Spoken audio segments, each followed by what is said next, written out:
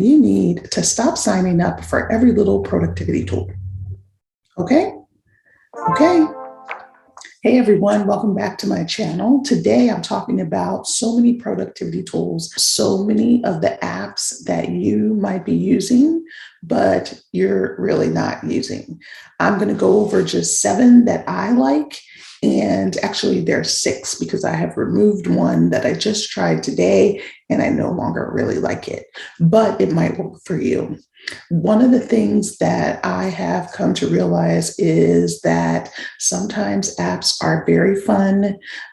They can be useful for a minute, but long term, they just don't make sense for you to keep using. And what I have found is that some of them are just becoming a repository, a lot like some of our DVRs. I don't know if people have DVRs much anymore, if people just stream, but when my DVR got full, I didn't even watch the stuff. I just deleted it so I could make room for more stuff that I probably wouldn't watch either. All of these things are catch-alls for the things that we waste. And I really believe that some of the apps are taking time, precious time away from you focusing on what you should be doing. If that's writing, obviously this channel, or at least part of it for now, is about writing books and publishing.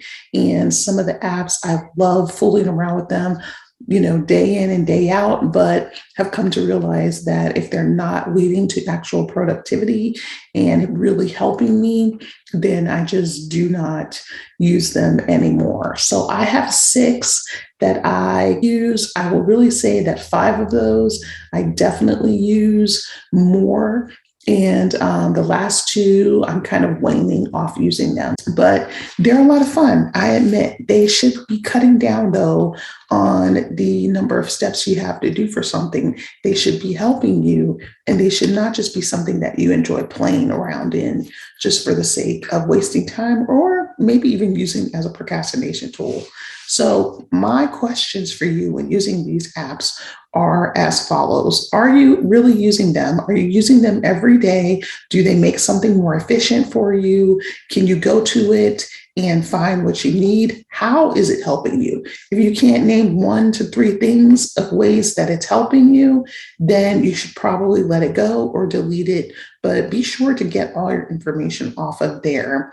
Is it an added expense? That is something that you really don't want to be paying for unless it's really efficient and you are using it, like I said. Is this an added time waster? Does it really help you with your writing? Do you go in there and make your notes and your storylines and plots and other things? Characters might be a good thing for you to use with some of the apps, but if you have frustration while you're using it, or you just can't find anything, that is a major red flag, and that you should probably get rid of it. With you being able to find things, I would say, does it have a search function? This is probably one of the most important things. If it has a search function, then you should always be great, and you should always be able to find the things that you want. But for the longest time, I really don't think that I was using Evernote and that it had a search function. I feel like so many of the apps that came out after Evernote actually went back to their own program and said, let's improve and let's get up to date with some of the rest of these that are coming out. So that is one of the ones I'm using that I will talk about. Are you able to find everything? I mentioned that. Does it make sense for you to have this? Like, do you have a team? Like, I love how Asana looks, and it looks fabulous, but I don't have a team. I have a virtual assistant that I'm thinking about, but when it comes to that, then it's something we could definitely use, but we can also use Google Docs. We can also use a spreadsheet and Excel and share that, and we can always go in there and check it. So Asana could work, but I think it's some of these apps like that one are better if you have a team. If you have at least 2 or more people that need to use that, then those apps make sense. So I'm going to show you a picture of all the things that I'm using. I'm going to talk about very briefly. It'll just be a snippet of how I use them, why I like them, and get an idea about if they will make sense for you. So that's one thing to think about. So here we go with the 6 apps that I currently use and enjoy and are very useful to me. So the first app that I really am enjoying, and I really only recently started using it, is Notion. This is a free template that I got from another YouTuber, and I love it. It really helped to start me on my way to understanding how best to use Notion. And if I can find it and remember who that person was, I will link it in the description box below. But I started putting some of the things in here that I wanted to do. This person is reading the 12-week year. And so they created a template to help get the 12-week year going and to reach their goals within 12 weeks, which is a book that I'm also very interested in reading. But Notion is just visually very pleasing, and they have templates. I love the blog post templates because they are helping me get back into my blogging. I've abandoned it a little bit, but there are a number of templates that you can use. And I think they are just so fun. So be sure to check out Notion. I think it can be really motivating. I think that if you can get a free template, that will jumpstart your usage of it. But the visual things are really probably most important to me, and the most important things that I look for when I'm deciding which one I'm going to do. The next one is Evernote. Evernote has gotten so much better than when I first started using it. In fact, I used it and I stopped for a while just because it just became a repository of so many things. What I like best about it is the ability to clip websites. If I want to save a website, I did make this and I actually shared it in my stories. I made this pineapple chicken curry and I shared that in my stories. I'll see if I can find it and put it back, or just put it, maybe make a highlight reel of food, but I don't cook very often. But I did make this, and I just love being able to share and clip the websites that I visit, and to get those things and keep them without making this long list. And also this visual helps because I know about when the time that I made it, and I also have a picture here to motivate me to make it again. It was actually really good, so I will probably make that again. The next one is Miro. Miro is pretty new to me. I love it. I love the color. It's just so pretty. I've been using it for about a year. As you can see, I've been outlining my planner. I have events that I was trying to keep track of towards the end of 2021 because I was forgetting what I'm supposed to be doing and what I need to make handouts and materials for all my writing clients and stuff like that. Some of the things that I put in here. So this has been so fun. You just make sticky notes. The other thing about Miro is they also have templates that you can use. So I was using this also a little bit like a Kanban board, which Sarah Cannon is one of the authors that I've followed. She's a fantasy romance writer, and she uses a Kanban board, which is intense. Enter if you dare, but it's her classes and Heart Breathing's channel are just full of wonderful information. And so that's really what I wanted to do. One of the things that I also liked about Miro is that the Kanban board is really inaccessible to me. As a wheelchair user, not able to put the stickies up on the wall. You could get a little bored, but we're talking like a gazillion stickies.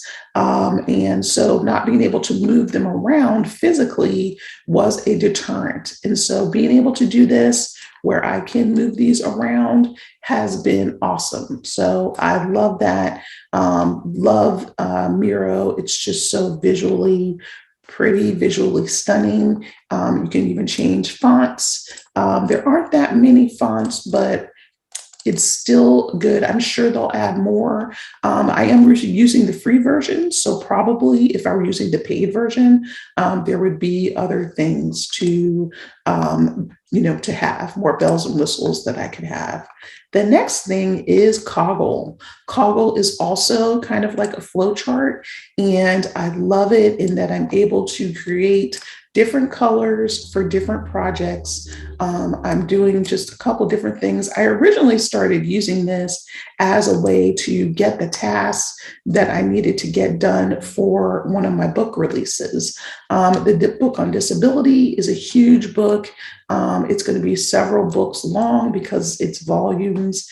Volume 1 is out now, came out in January, but I wanted to have other volumes where I have other people contributing to the books and doing their own stories, and I would be like an editor and curator. So I just use this to come up with all the things, all these check marks. I love the check marks and how everything works.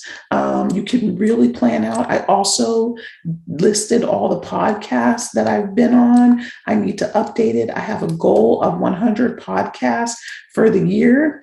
I'm probably around 26, 27, but I'll still be happy even if I get to 50. So, but this is just such a motivator to see all these lines, to see everything leading to the different things that I've already done, to see the visual green check marks.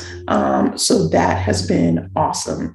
And Miro is just so cute, so visually stunning. And I think between Miro and Koggle, I'm sorry, this is Koggle and this is Miro with the sticky notes. I'm getting mixed up, but you get the idea. If you like visual, if you like color, then these are the two that are going to be the best for you. This is really about flowcharts and organizing. So I like both of them. They're kind of like probably the top two that I think are the most fun. Okay, so that is just, they're so cute to me. This one to do, I could not find my login information. Another thing is that you have to keep the login for all these things unless you use LastPass or something like that.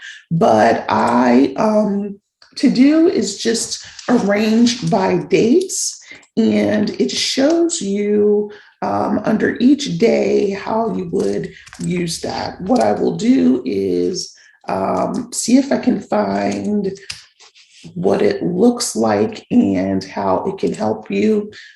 This is what it looks like. So all the dates are here. You would put the dates that you want to use in, and then you would just put things. I like this because I didn't really necessarily need the dates, but I love the little extra projects. So I could go in here and just add items to the grocery list. I could, things that I need to do. This says parents in town, a sunny day or rainy day, probably ideas of what to do on a sunny day or a rainy day. Pretty self-explanatory, but I like this. The only thing I really wish that this could change somehow, and you can also use it on your phone, obviously, is that I want different fonts. I want to be able to change colors, and I want to be able to write things a little bit bigger. So this is very standard. Again, I'm using the basic version. All of the things that you have seen in all of the platforms that I'm using, I have just used the basic version and find that that is plenty enough for me to get by on. And so I'm not using to-dos as much, but it's cute. The list, I'm a very list-oriented person. That really resonated with me to begin with. And I like to be able to see, and you can copy easily things that you do every morning. If you have a morning routine or a night routine, you can just copy and paste it across all your days. So that is why I did like that a lot. The final app, this should be 6. Yep, I think this is 6. The final one is the stickies. You can see a little short video that I did on my LinkedIn page talking about this app. This is just something that's on my Mac computer, but they have several different versions of it. So I am sure it is for Android and Mac, PC, whatever you have. There is a version of sticky notes. And I talk about how you can move the notes around, how you can make them different sizes. I actually have a sticky note that I keep on the left-hand side of my computer, and I wrote all the notes for this session that I'm doing right now with you. So I wrote everything that I wanted to say, and I'm using just how you can change the list and the different colors. The colors are a little bit limited. I think there's only 4 or 5 colors, all the colors of the rainbow, and you can't really change the fonts. You can make them bigger, and there may be 7 fonts for you to choose from, very basic, like Arial and everything, in Courier New, Times New Roman. That may be doable, but for the most part, it's pretty standard. So I just keep, sometimes I keep passwords on it. And when I'm ready to be done with it, sometimes it can get unwieldy and it can get very long. You're also not able to search it. But what I like is that it is something that you can use if you have to type something very fast in the moment. That can be really helpful, and you want to get something down really quickly and right away. So that is another reason to use that. What I was saying is that when it does get too long, I can copy everything, turn it into a text file, or I copy and paste it into a Word document, and I'll just name it sticky note and the date that I am actually saving it. And then if it's in a Word document, I'll be able to search for something I'm looking for. So some of these things do get unwieldy. They have a lot of junk in them. You need to go through and delete them. There's no real way to sort and categorize things, but they can still help you be productive. With Miro and with Koggle, I'm actually using those recently to come up with the order of a new book that I'll be working on, and just kind of see the sequence, and also be able to move the sticky notes around in a way that's helpful. Or if I want to reorder the story, reorder the plot, or something like that, it really helps to be able to easily move that around. So those are some of the apps that I'm using. That's really all the apps that I currently use, and I really don't have a plan to acquire more. I really don't do much on my phone. If it doesn't work on desktop, or I can't use it on the actual website and platform, then I do not want it. I do not like working on my phone for long periods of time. It's not efficient to me. I do use my iPad sometimes, but I mostly use my desktop. That is most comfortable, and that's what I am doing usually throughout the day. It just works, and I love it. So I hope that has been helpful to motivate you to get some new products, or to discover that you may like working with some of the visual and colorful platforms that will help enhance whatever it is you're working on, and also for your stories. But those are the ones that I am using. I will link them all, because some of them are .io, some of them are .it. I think Koggle and Miro don't have .coms. So I will link them so they're easier for you to find. I hope that's been helpful. I will see you next time. Remember to subscribe, and in the comments, tell me what you want to know about. Ask me a question, and I will answer it in another video. Take care, and see you soon.